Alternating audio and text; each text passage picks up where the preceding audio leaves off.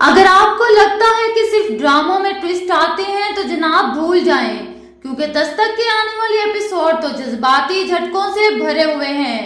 کرن کا بچہ، موئز کا عشق اور فریال کی جلن، سب کچھ ملے گا آپ کو اس ایپیسوڈ میں۔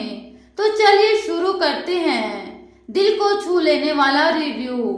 تو جناب آخر وہ لمحہ آ ہی گیا جس کا سب کو انتظار تھا۔ موئز اور کرن کی شادی ہونے والی ہے۔ موئز نے نہ صرف کرن بلکہ اس کے بچے کو بھی اپنانے کا فیصلہ کر لیا ہے، اور حیرت کی بات تو یہ ہے کہ اس کی امی ابو بھی مان گئے۔ لگتا ہے موئز نے ماں باپ کو منانے کے لیے بہت ساری میٹھی باتیں کی ہوں گی۔ دوسری طرف کرن کے ابا، جو پہلے کسی بٹن کی طرح ضدی بنے بیٹھے تھے، اب آخرکار سمجھ گئے کہ بیٹی کو چھوڑ کر گھر تباہ کر بیٹھے۔ اور فریال اور سیف کی کہانی تو الگ ہی فلم چل رہی ہے۔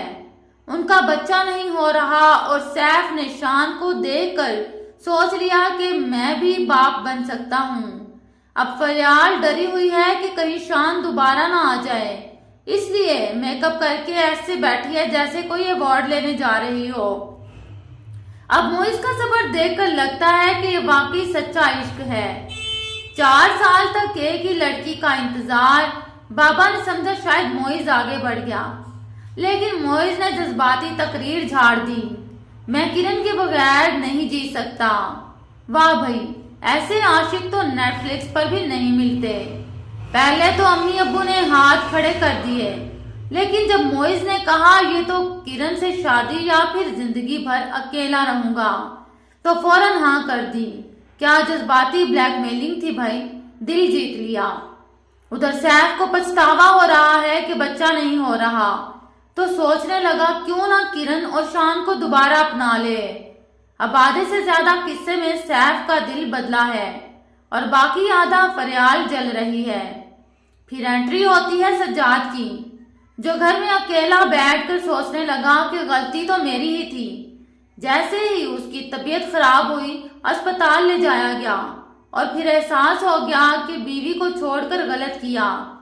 فوراً اعلان کیا کہ میں اپنا سارا گھر بیوی کے نام کر رہا ہوں۔ آخر میں موئز کے امی ابو بھی مکمل رضامندی کے ساتھ کرن کے گھر رشتہ لے کر پہنچ گئے۔ اب تو لگتا ہے شادی کنفرم ہے اور بچہ بھی اپنایا جائے گا۔ تو پیارے ناظرین، دستک کی آنے والی اقساط زبردست ہونے والی ہیں۔ محبت، پچھتاوا، خاندانی جھگڑے اور ایک ننھا سا بچہ جو سب کے جذبات کو ہلا دے گا۔ آپ کا کیا خیال ہے؟ کیا فریال اور سیف کا باب ختم ہو جائے گا؟ کیا موئز اور کرن خوشی خوشی زندگی گزاریں گے؟ کمنٹس میں ضرور بتائیں، اور اگر اسی طرح کے مزید دلچسپ ریویوز چاہتے ہیں تو ہمارے چینل کو سبسکرائب کرنا مت بھولیں۔ اللہ حافظ۔